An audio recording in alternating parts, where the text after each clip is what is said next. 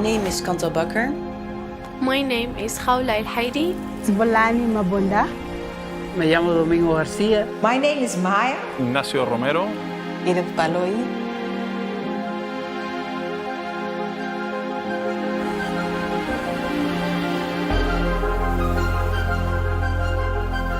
TUI Foundation builds on the potential of tourism as a force for good. TUI Foundation wants to support the destinations and especially the people in the destination to get a better life, and that they also benefit from the tourism industry and from the travelers coming to their countries. With currently over 30 projects in 25 destinations around the world, TUI Foundation focuses on 3 fields of engagement: young generation and education, nature and environment, empowering local communities. TUI Academies, empowering 10,000 disadvantaged youth to start a career in tourism. And that's really the start for a new life for them. Ahora puedo pagar el colegio a mi niño, puedo ayudar a mi mamá a comprarle su medicamento, puedo pagarme mis clases de inglés. Try something you never tried and you were scared to try, and you made it. They realized that you can do other things in your life. TUI Cares, enhancing entrepreneurship opportunities for local communities. The local producers, local farmers, they are not very well connected, and that's why we thought it's good to start cooperatives for the farmers, for the vineyard owners. No podemos estar constantemente luchando con químicos, eliminando especies vegetales, animales que nos rodean. Estamos conectando directamente con los consumidores que nos visitan, turistas que están en nuestros hoteles, en nuestros restaurantes, a los cuales pues, se les intenta potenciar el consumo de vino ecológico. Safeguarding nature and protecting the marine environment. Creatures get stuck in plastic and sometimes they die. I love to see nature that is clean and not with trash.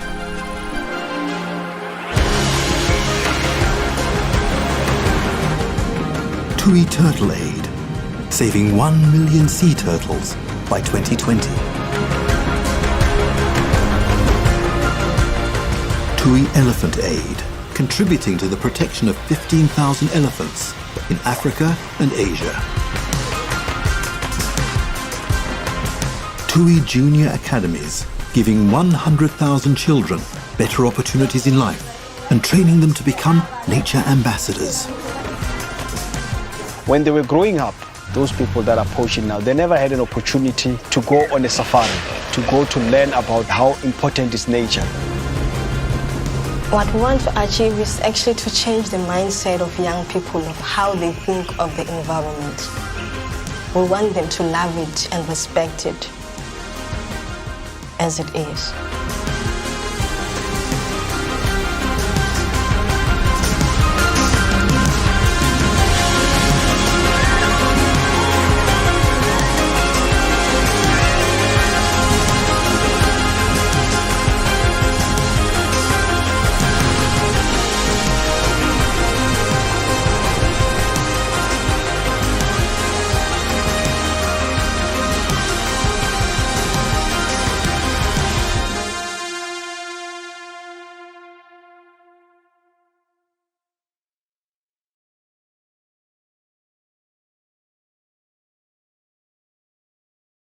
Aloha and good morning. My name is Jürgen Steinmetz, joining you from livestream.travel and eTurboNews in Honolulu. And today's event is for the World Tourism Network. And as you all know, World Tourism Network was started a little bit more than a year ago on March 5th in Berlin, Germany, on the sideline of an ITB trade show that never happened. We started with the rebuilding.travel discussion. And in the meantime, our discussion grew to have tourism professionals and tourism leaders in 127 countries. And we've been meeting frequently, several times a week, with various events. And we have been very active over the last year And in December, the Rebuilding.travel formed the World Tourism Network. World Tourism Network has now close to about 1,800 some members, also in 127 countries, and we're here again. For those of you that are not a member of WTN yet, you can easily become a member. They're both complimentary and paid options.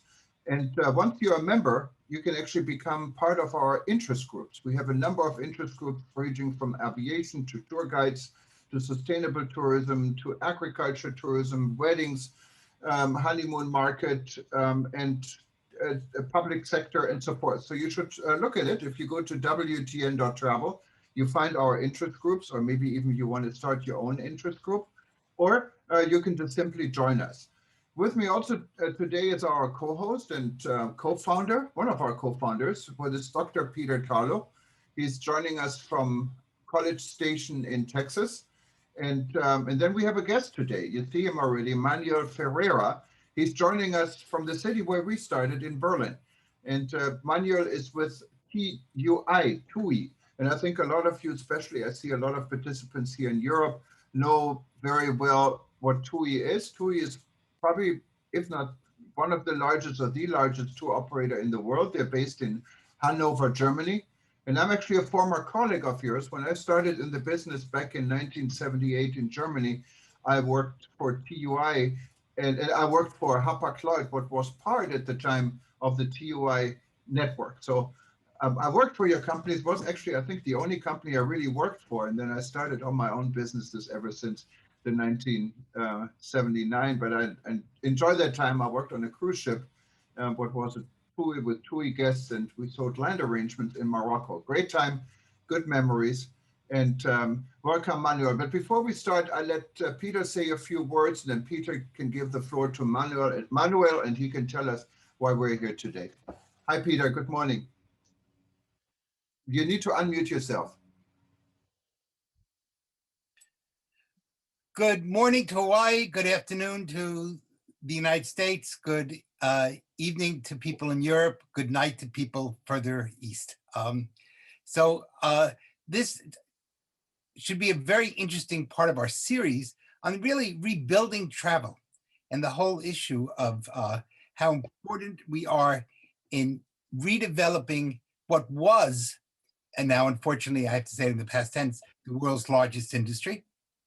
Hopefully we will regain our footing as in many parts of the world, COVID is starting to retreat. Unfortunately, I think in Europe, they're going through another phase, but certainly here in Texas, we have made tremendous progress and our numbers are going down radically. They're dropping every day. There are less and less people who have it, and the people who do have it are mainly young people who have the equivalent of a cold. So almost our entire senior citizen population has been vaccinated. And that's good for travel. That's going to allow people to have the confidence, hopefully, to begin again. You may have noticed I put in the background, there's a Paschal lamb, kind of to celebrate. This is both Passover and Easter. So no matter what side of the religious divide you're on, that lamb is for you. And it also represents a sense of caring and love. And that's really what tourism is all about. So I had the privilege of speaking with Manuel a few moments ago. We both speak Portuguese, and I think Manuel is originally from Portugal. So I don't know which part of Portugal he's from, but I'm going to take a guess, maybe around Porto, something around that area. And I know Portugal extraordinarily well, and I'm going to turn the floor over to Manuel. Thank you so much, Jürgen and Peter, for the introduction. And you are correct, Peter. I am from Porto, exactly. A very good guess. And we are here today, of course, to talk about Corona relief. So I'm Manuel Ferreira. I'm from Portugal, as Peter correctly guessed. And currently I am based in Berlin with the TUI Foundation. So this is the independent foundation of the TUI Group, which, as Jürgen pointed out, is exactly the world's largest tourism operator. And we work as the foundation that works independently, but was started from the group. And we're here today to talk about Corona relief and specifically our Corona relief program. I do have a little presentation for you just to guide a little bit my thoughts and to also really be as accurate as I can. So I hope everyone can see this. Perfect. About the COVID-19 relief program for tourism, I wanted to talk a little bit about the agenda that I had planned for us today. I would like to talk to you a little bit more about the TUI Foundation for those of you who are not really familiar with the work of TUI Foundation, and to talk about the partners that we have engaged with for this project. To talk to you about the COVID-19 relief program for tourism, which is why we're here today, and how the TUI Foundation and the German government is really financing a relief program for the recovery of the tourism destinations, and how the TUI Foundation and Impact, our partners, are helping with the implementation of the program. Then we're going to talk a little bit about what kind of participants we have, hear from the businesses themselves, and have a Q&A. So then I would also give you the floor to ask any questions you would have about the program. So a little bit about the TUI Foundation and our partners. The TUI Foundation builds on the potential of tourism as a force for good. So here we really want to engage the holiday makers and TUI customers, of course, to contribute to communities all over the world and give back to the travel destinations that have given our holiday makers so much. We work globally, but act locally. And we work mostly with partnerships with international organizations that have already social projects on the ground in these tourism destinations and that are creating long-lasting impact. So we channel, especially through the book flow, where holiday makers contribute when they're booking their holiday packages with us. They channel these funds to TUI Foundation, and then we can really support these organizations in implementing their projects. But as you can see, for our COVID-19 relief program, which is fully funded by the German government, not a single penny from TUI goes into this project. This is something that is different for the project in particular. And the TUI Foundation works independently from TUI and is based in the Netherlands, whereas TUI Group, as Jürgen pointed out, is based in Hanover, Germany. TUI Foundation's key fields of engagement are in education, in environmental protection, and economic development. So these are the three key areas that TUI Foundation usually operates in. However, in our vision, we are seeing that due to the current circumstances of the world, and here you have a bit, you can also check a list of our ongoing projects in our website, tuicarefoundation.com. We are really present over 30 projects in 25 destinations worldwide. But beyond these fields of engagement, we are seeing that there truly is a need to be involved in corona relief activities due to the effect of the pandemic in our industry. And to help overcome these effects, we have launched a series of projects. And here it's interesting because it's not only just about the partnerships that we establish with organizations that are already running projects, but we are initiating our own projects. So this is a big, let's say, novelty for TUI Foundation. So still in this aspect of partnerships with local charitable organizations and NGOs, we have launched the 100 Helping Hands program.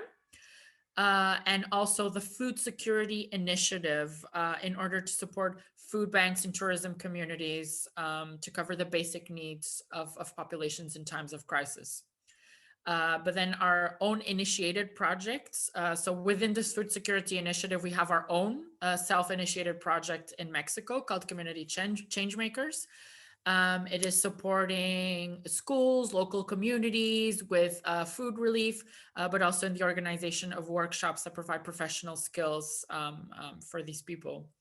For the COVID-19 relief program for tourism, this is a joint initiative, as we will find out later. And a little bit about our impact.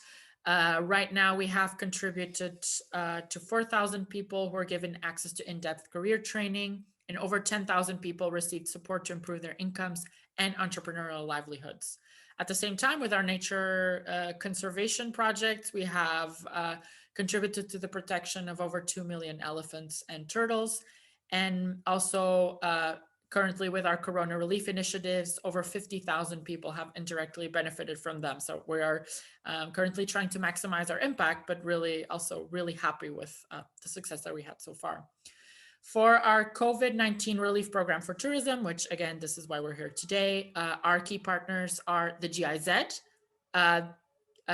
The GIZ is a German developmental agency that basically implements projects that are commissioned by the German government.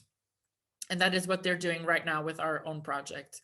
Meanwhile, we have Impact, which is a nonprofit organization, which is based in Berlin and has the aim of empowering entrepreneurs and ecosystems. So they're really about entrepreneurship and supporting startup networks. So we really thought it was the perfect match between us as an organization that's trying to support the recovery of destinations and holiday destinations, and Impact trying to really contribute to startups and small companies. Our donor and our project donor for this project is the Federal Ministry for Economic Cooperation and Development. So this is a cabinet level ministry of the German government. And they are basically 100% funding this project, which is then implemented by the GIZ, by ourselves, and by our partners at Impact. And about the COVID-19 relief program for tourism. So in case you're not familiar with this program, it aims at supporting the recovery and growth of tourism and tourism-related businesses, specifically in 4 countries, which are Mexico, Kenya, Jordan, and Indonesia. This program is a part of the wider Empowering Entrepreneurship Initiative, which is an initiative that was launched by our partner organization, Impact. And this initiative has actually 2 programs. So one that is sector agnostic and is targeted at 180 companies from all different sectors of industry that have been affected by the corona. And then we have this one, which is the specific program for tourism, where we are involved and aiding in the implementation. And as I said before, these programs are fully funded by the GIZ through a commission from the BMZ. So really our donor is the German government. So what's in it for the participants, and not talking specifically about what this program entails. So the program has 3 key pillars. The first one is, of course, the funding, is the financial support that comes from the German government. And the other 2 pillars are related to a more knowledge transfer components. So we have expert workshops that are done by TUI Group colleagues. These are online web series on a series of management related topics to really support these small businesses in recovering from the pandemic. And the second one is a mentoring program where we have 97 TUI Group mentors that are acting as support to really tailor a feedback, growth models, and really assisting these businesses in scaling up their business models. We had our application period back in September. We had over 1,000 applications. And then we had the selection throughout November with the assistance of TUI Group. And finally, we initiated the program with some online kickoffs in December and had 6 months of our program. And the first program was more focused on these online trainings, as I said. And then the second phase, which started just this month, we really have the engagement of all our mentors and starting the mentorship component. In terms of our expert trainings, as I said, this was a series of management related topics. We had resilience, communication and leadership, brand management, digital transformation, access to markets. So really all topics that are related not only with the future of tourism, such as sustainability, that was a big topic, but also about what is needed to recover and grow throughout the coronavirus pandemic. And these were done through a series of online web series with live Q&A sessions with the participants. And they were also encouraged to do mandatory personal assignments that they'd then have to report on. So we really thought that this was the way to maximize the educational experience and all this knowledge transfer that comes from TUI Group as a leading tourism business. Meanwhile, the mentoring program, which was kickstarted this month, is really composed of monthly sessions and weekly check-ins with the participants, personalized analysis, and then the mentors also connect with themselves to share resources and within, of course, what is not confidential for the TUI group, share as many resources as they can with the participants of the program. And as I said, the TUI group has really been an important force in the delivery of these knowledge transfer components, because although there is no involvement whatsoever from TUI group for the financial side of the project, they are really being the heavy lifters of the knowledge transfer component, because they supported in the selection of the programs. They are the mentors for our program, and they also provided with all the online workshops that we are providing to our participants. And now on the side of the participants, so who are these businesses that are in these 4 countries? So we had, as I said, a lot of applications coming in. We had over 1,000 applications over these 4 countries. In the end, we could only interview 202 for what we wanted to be these 150 last spots for the tourism business that gets supported through the program. We have everything. And when I mean everything in the tourism industry, I mean tour operators, B2B service providers, even digital platforms, accommodation, which includes hotels and resorts, hostels, eco lodges, even glamping solutions in Mexico. We have hospitality, even a museum, travel agencies, tourism consumer goods producers. So they produce food or other consumer goods that are sold directly to tourists, but also tourism consulting companies and social enterprises. So we have here a well-rounded mix of companies because really the key goal of the German government is to support the infrastructural recovery of tourism destinations. And that is why it was also important to have such a variety of businesses in the mix of the beneficiaries.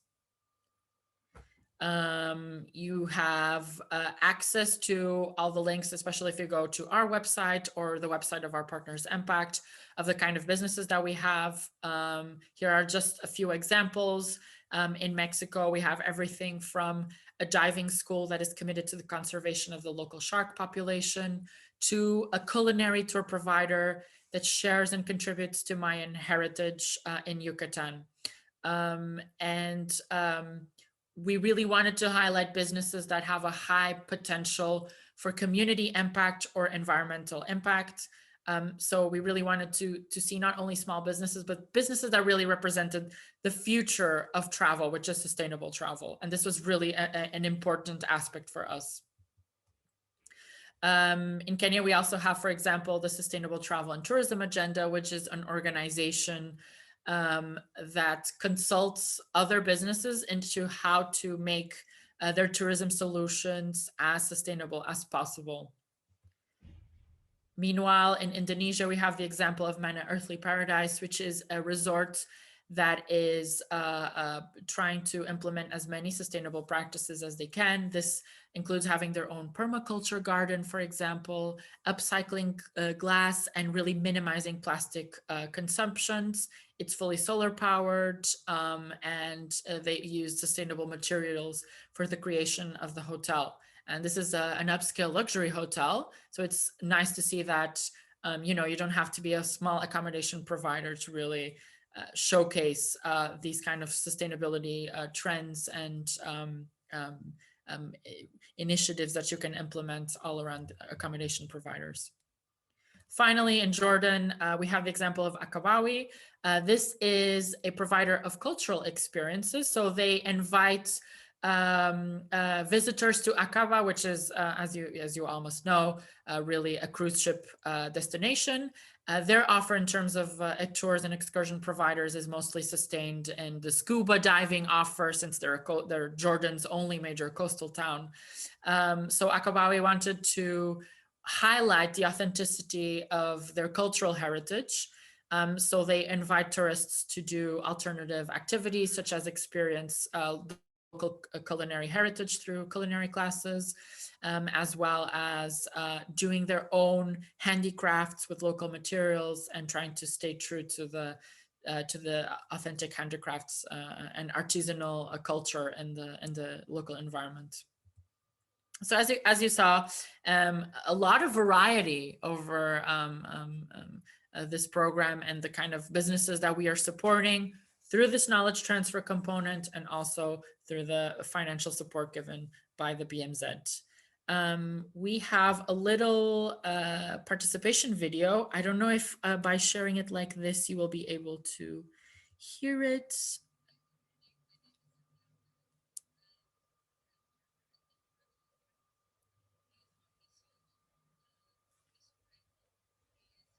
I don't think we can hear it. If you have a speaker, maybe you want to hold your microphone on it. Sometimes that might help.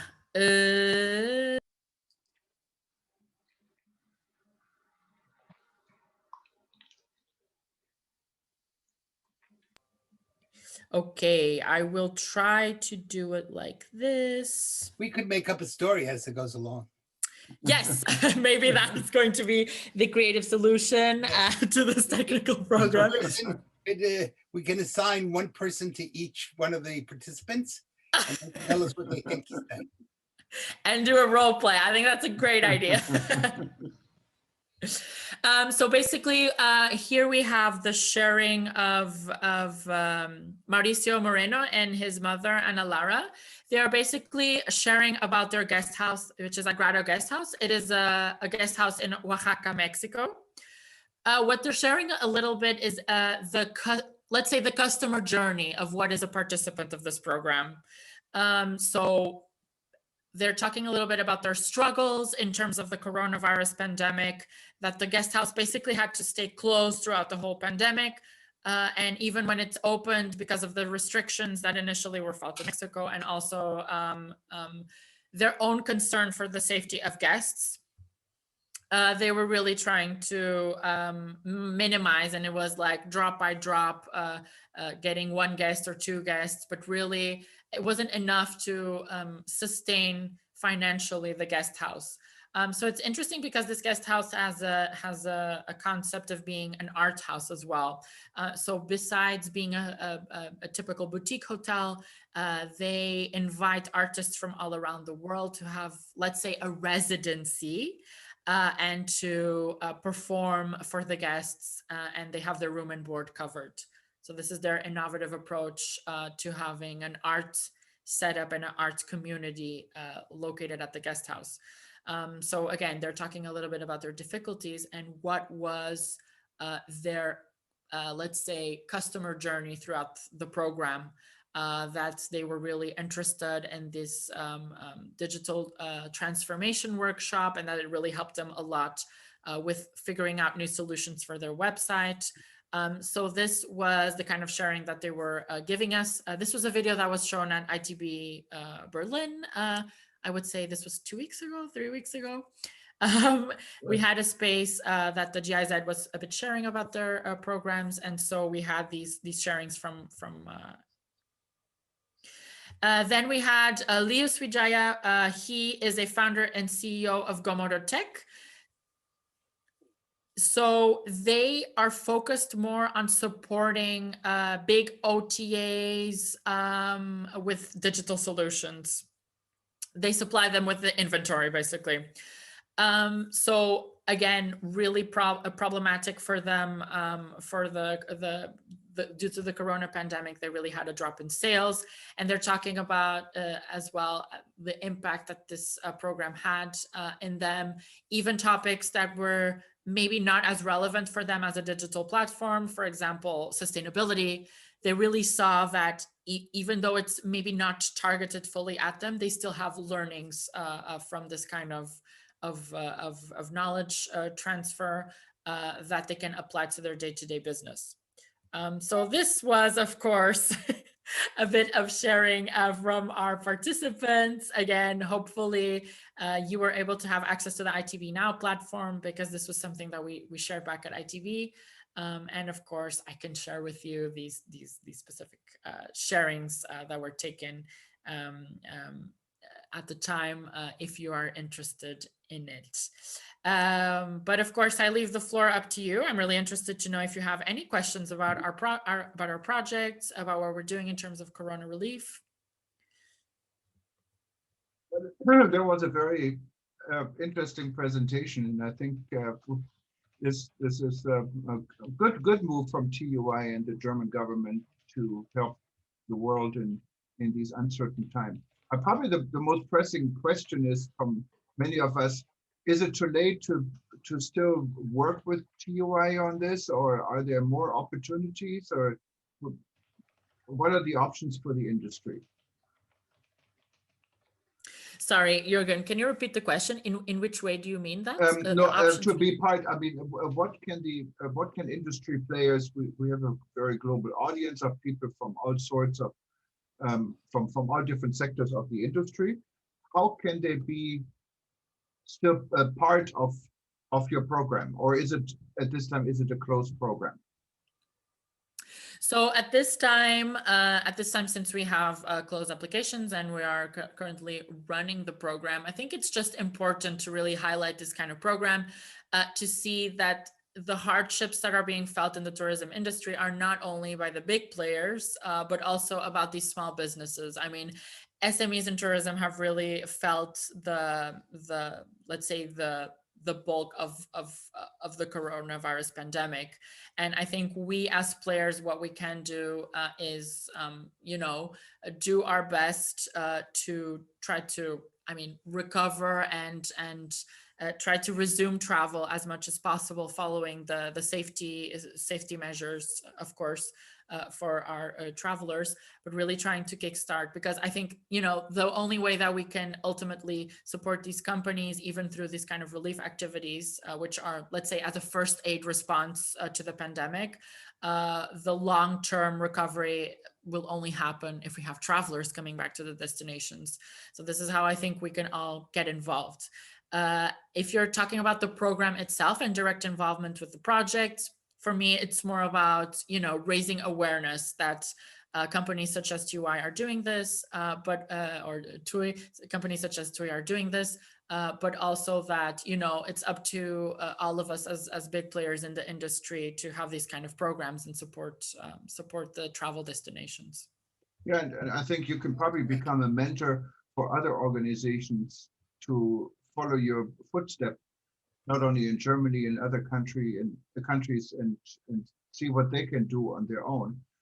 There are a number of people who are chatting, and since we're such a small group, I'm wondering if you wanted to say something directly. I know my friend Wolfgang Hoffmann in Düsseldorf, he's with Skoll. He had a comment and a question. Wolfgang, you want to ask it?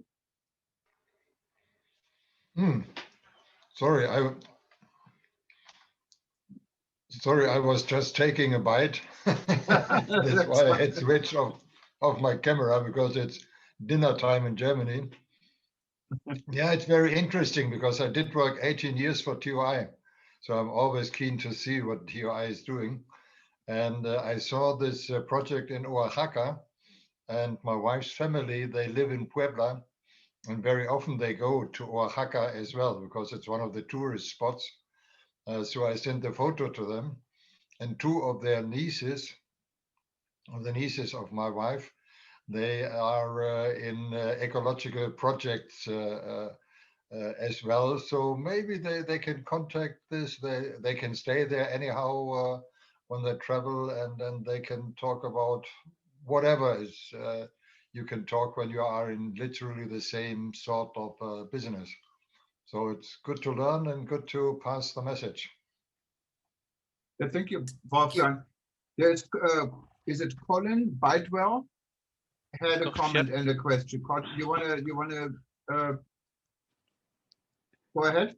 Yeah, thank you. Hi, Manuel. Good to meet you. I'm a management consultant from the UK. Normally, I think when governments sort of shove lots of sort of pots of money to people, they want to know what's in return for them, or society in return. And part of that is obviously around sort of sustainability. I was trying to map some of the content to the Sustainable Development Goals, and I was struggling a bit, basically. So did you did you adopt the SDGs within your sort of program approach? Is that how you invite pitches? Because I don't think awareness of what sustainability is all about, if I can say it properly, it's late in the evening. And everyone's got common, different understanding of the common terms of reference. And I didn't see a common term of reference, i.e. the SDGs here. So I think for my benefit, maybe others on the call, it's just kind of useful to understand to what degree the SDGs were adopted in the program, given that it's, what we hear is a publicly funded organization or initiative. Right, that is a great question, actually, Colin. So unfortunately, I was not here for the initial conceptualization of the project, since I only started working with the project in September 2020. But I do have my colleague on the call, Joost Neumann. He is my boss. He is the head of economic development for TUI Foundation. So it is under his umbrella of responsibilities, this project. Maybe he can answer to you about this question pertaining to the UN's SDGs. Yeah, sure. Good evening, everyone. Really nice meeting you, and thanks for the kind introduction, Mani, and the great presentation. Really enjoyed that one. Sorry about that. So yeah, indeed, like it does, of course, happen in the framework and context of the Sustainable Development Goals of the United Nations. Like the German government would not fund anything that isn't like happening in the context of the SDGs. There's no specific target when it comes to a particular SDG, but you could you see, first of all, we look at startups and young enterprises, small and maximum medium enterprises, which is from an economic development perspective, very important. We look at gender equality in terms of the participants. We look at life on land, for example, since we have a lot of rural enterprises in our portfolio, meaning we really try to focus and look at tourism businesses that do diversify from sun and beach and bring guests and holidaymakers to rural areas in these destinations. And so there is always, and that is obviously also like the general funding policy of the ministry, where they signed and adopted the SDGs as the German government, but also specifically as the Ministry for Economic Development and Cooperation. All and everything they do happens in the context of SDGs. We did not contextualize it specifically. We have our own ambitions and our own targets, but always respecting the SDGs, and would never kind of violate, you know, the vision that the SDGs is putting forward for the sustainable development of the globe until 2030. So I do see that we are very much in line. Or every participant may have like a different, let's say, relationship to different SDGs and contribute more to specific SDGs than others. But we don't necessarily focus on just supporting participants that focus on life on land or peace and justice or gender equality or no poverty, for example.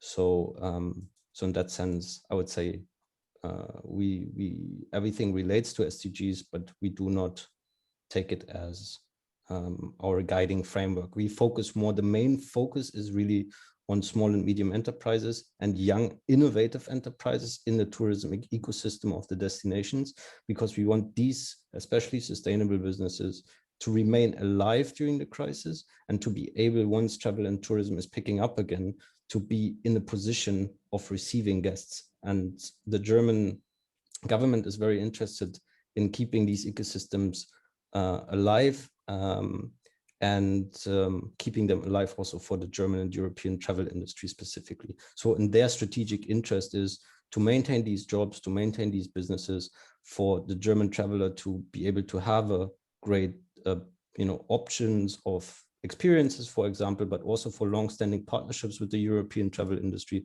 for these partnerships to remain in place, or at least do not vanish because of the crisis. I hope that answers that a little bit. Okay, to a degree, yeah. As I say, I was trying to do the translational mapping, but you've answered, I guess, to a degree where you haven't actually put them in the presentation. So I appreciate that. Thank you.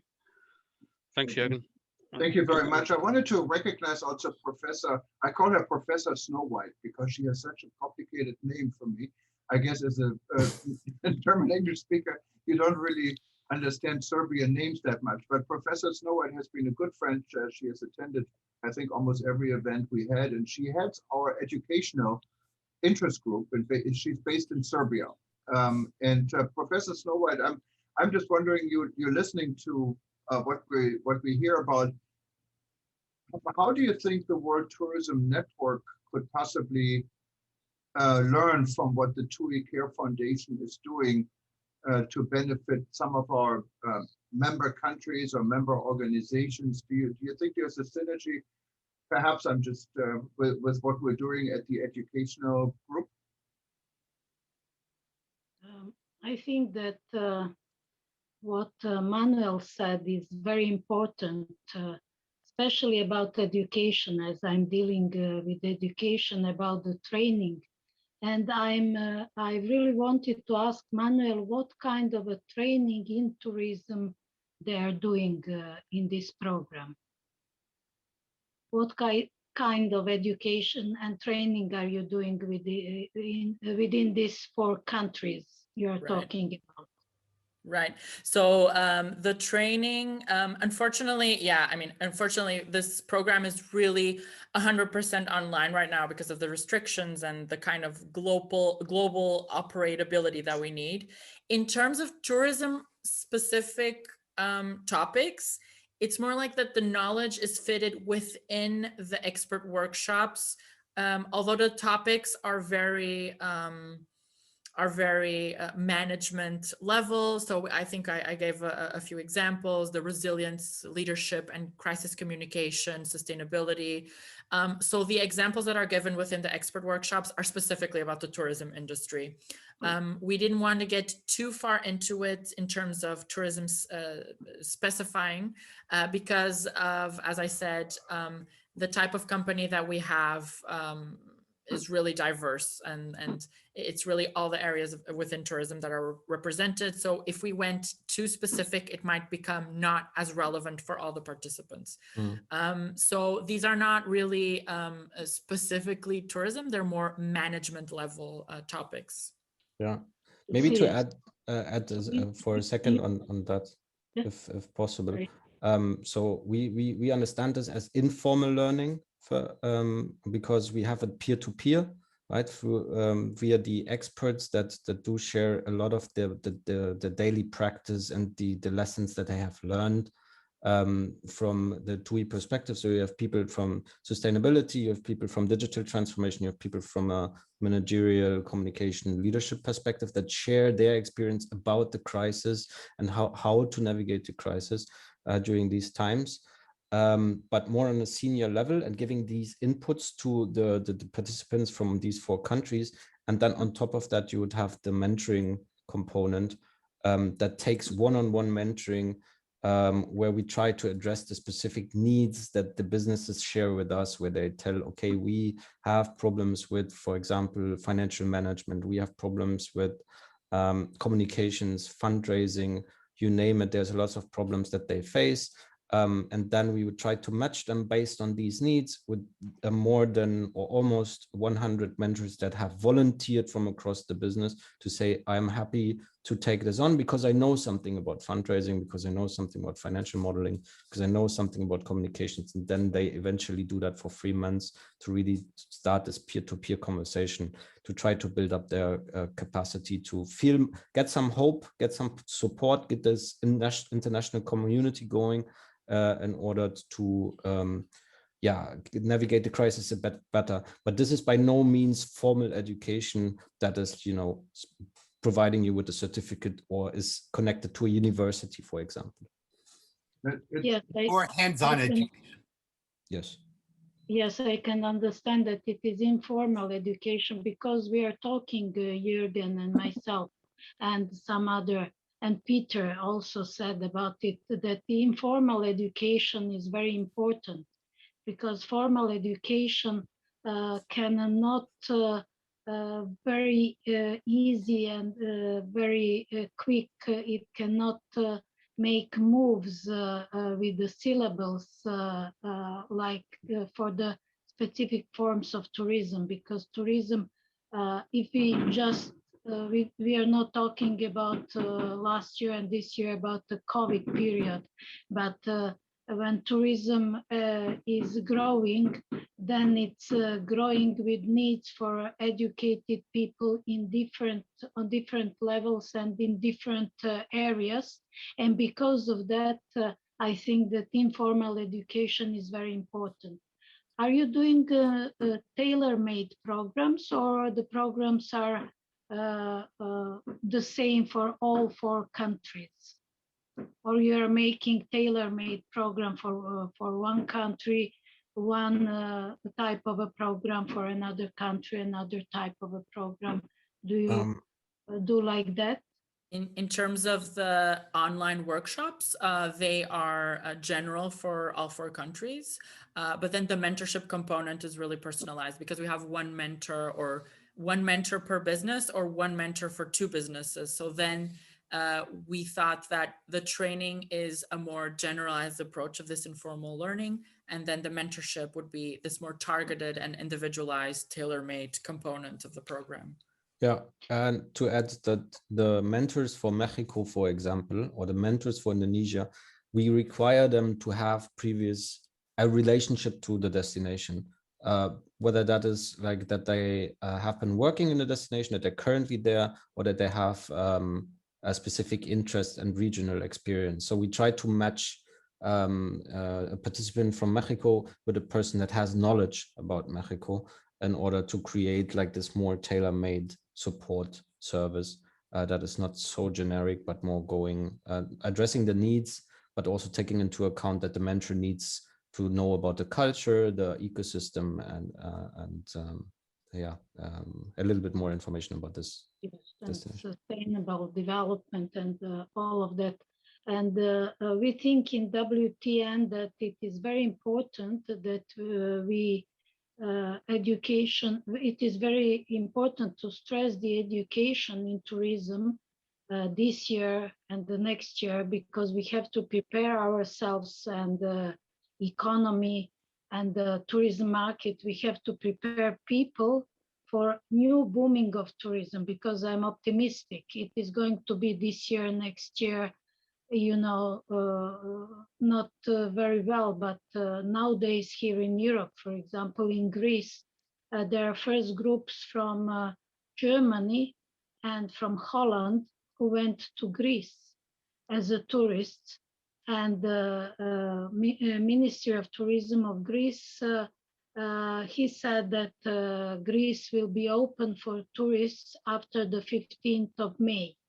Of course, according to vaccinations, those people who have vaccinated, they can enter the country as a tourist, and then of course they have some new ideas about it. So we have to prepare people for new tourism, because in the last year people were, unemployed and how can I say, very stressed because there was nothing working in tourism. So we have to make an optimistic approach to education and training, and this is very important. So I think that you're doing really great job, and you have to spread it all over the world, as WTN have been spread all over the world in this last year. Yeah, and may I add to this? I just had a conversation earlier with Gloria Guevara. She is the CEO of the World Travel and Tourism Council based in London. And Gloria and the WTTC are planning still a physical conference in Cancun, what's their yearly summit, happening the end of this month in April.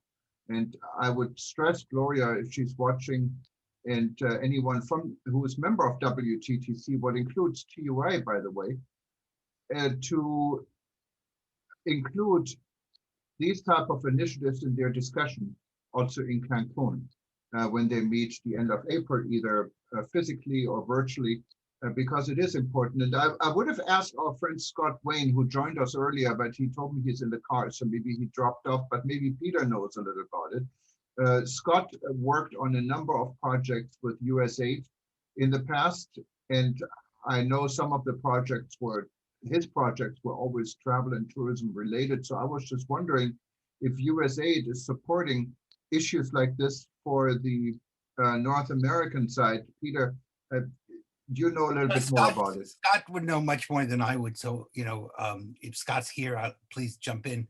But certainly USAID is trying to tailor its programs around the needs of specific countries and specific people within those countries. And tourism is clearly an important factor. It's not going to start tomorrow. I think we should be realistic about this, because there's been, first of all, COVID is going through many variations and strains. It does appear that at least the Pfizer and the Moderna are quite good at stopping those strains, but there's lots of other issues that are out there.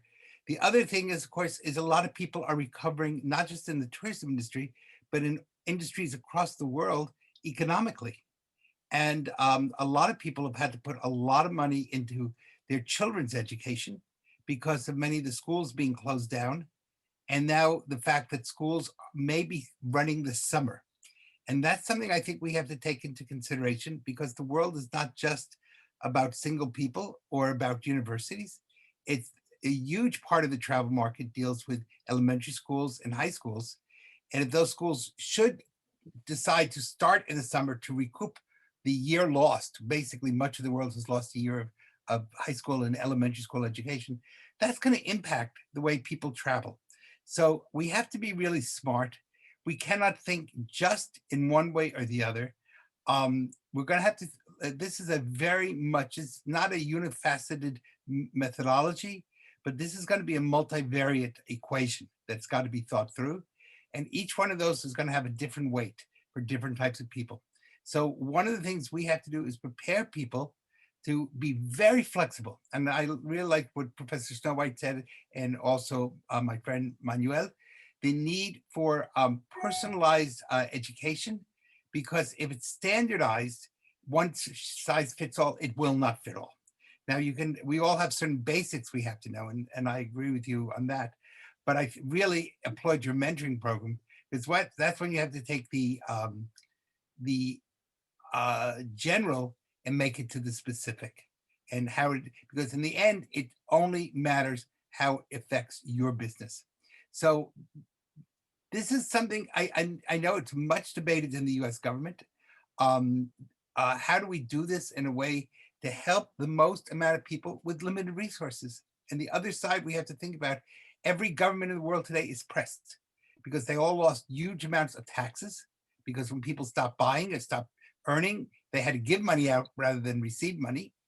And therefore, every penny is going to be watched very carefully. And it's going to turn into a major political issue. So tourism does not live on a bubble by itself. Tourism lives within the totality of the economic and social structures of each nation and of the world. No, thank you, Peter. And I know Mario had a question, what maybe a little bit outside what we're discussing here, but it's not really the regular TUI we're talking about, but it's an interesting question. Mario, go ahead. Mario is actually our ETN correspondent for many years now, 20 years or more, and he's based in Rome, in Italy. Go ahead, Mario. You have to unmute yourself, otherwise we won't know what you're saying. Okay. There we Can you hear go. me now? Yes, go ahead. Yes, I would like to know, due to the ongoing pandemic, how is TUI facing the problem of travel so far? And what is foreseen for the near future? Thank you. Okay, thank you, Mario. And I think you're probably hoping to get an answer from TUI, but I don't know if we have the right people on it, but at least we can have a personal opinion on it. Okay. Oh, sorry, there's some police work going on outside, so I'll just close the window for a second. Okay. So it's not about me, so that's a good point. We're glad you're not arrested. Yeah, so indeed, we cannot speak officially for the TUI group since we are not the press officers of the company, and they may have specific messages that they would like to share with you. So I'd recommend for sure to look at the press section of TUI Group's website in terms of investigating that question, because I know there's lots of press releases being issued addressing the current needs. I know as well that, of course, TUI Group is currently in talks extensively with the German government in order to understand and get a lot of intelligence from the Federal Foreign Office to understand where is a safe travel path to be, or a safe travel corridor to be opened. So that's a lot like touching a little bit on what Peter just said, right? There is a whole lot of ever-changing conversations between these political stakeholders that are currently happening. A lot of things currently there is travel in place. For instance, we had a lot of Polish guests going to Mexico. They went to the Canaries, Spain. They went also to Greece, as far as I know.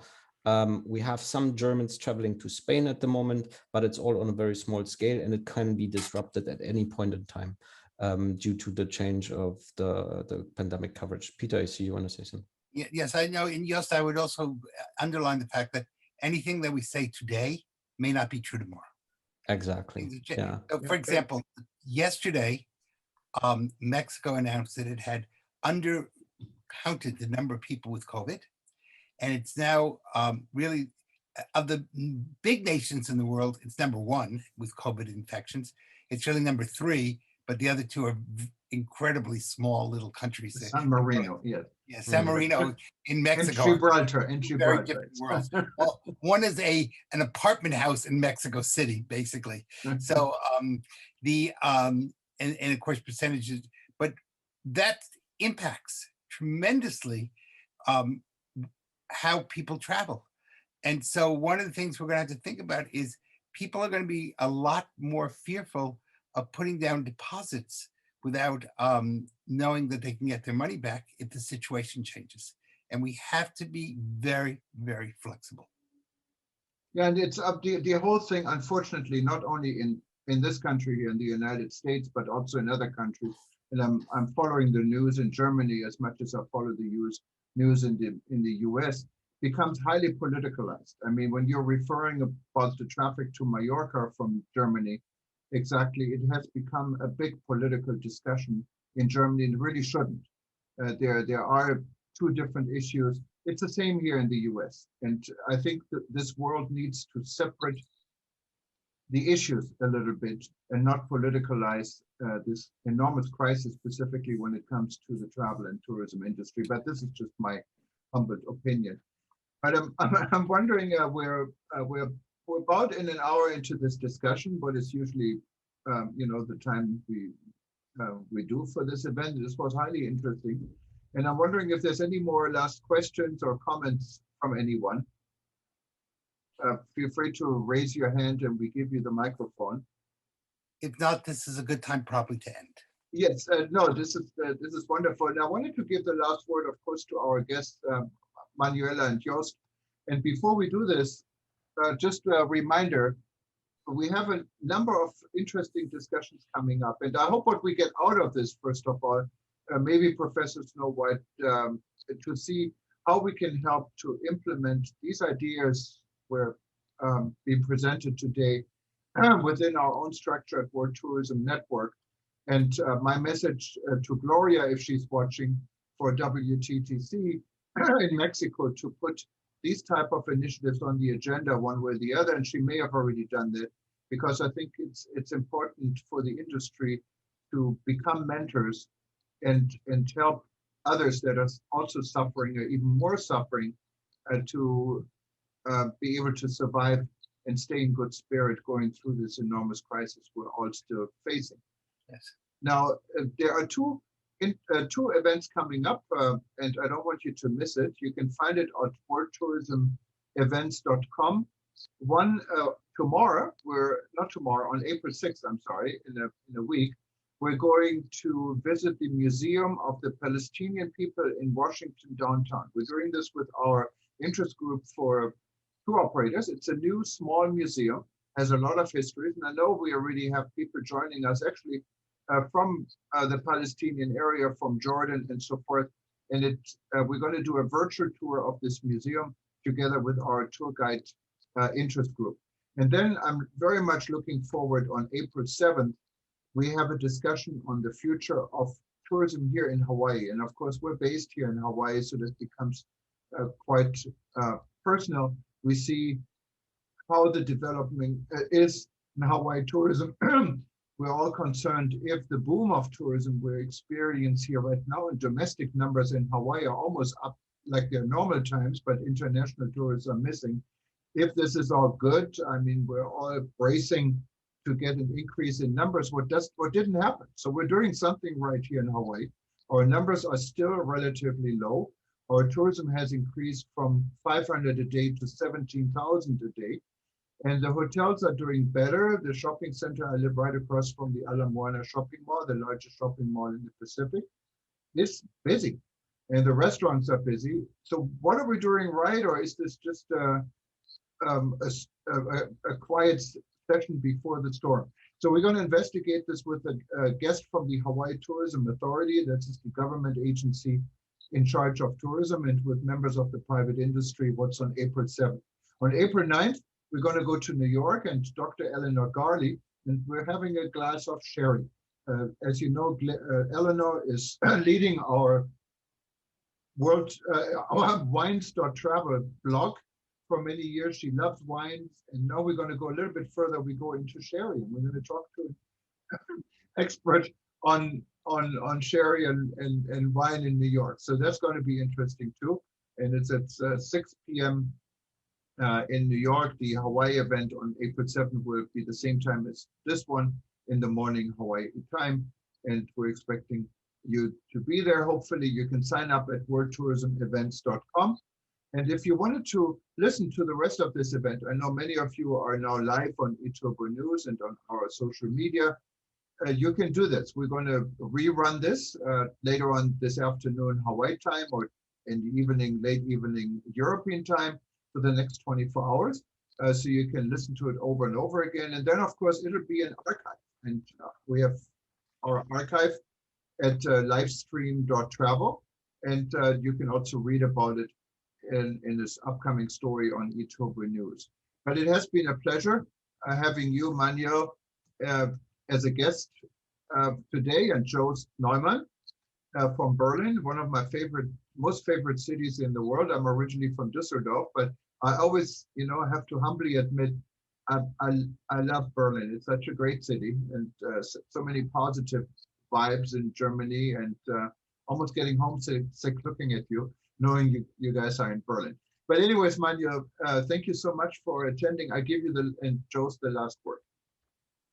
Well, from my side, I'll go first and I'll let Joost finish. From my side, really thank you everyone for being present. And we always appreciate the opportunity of really highlighting the good work that we're doing. And it's not like we're selling something sexy, like an innovative experience or a product. We're selling really a relief fund, but these are the conversations that we need to have in the current circumstances and the current state of the industry in general. And so really thank you. And of course, if from your side, you can do your help in supporting us by spreading the word and gaining awareness about this kind of projects, that would really mean a lot to us. So thank you so much, Jürgen and Peter as well, for hosting us. It's our pleasure. Thank you very much. I don't know if Joost wanted to add anything. I don't want to ignore him, since he's Manuel's boss, that's very important. Just one sentence. I think tourism and travel has a great opportunity to be a motor and driver of development globally, and really create jobs and support to the SDGs that Colin mentioned in the very beginning.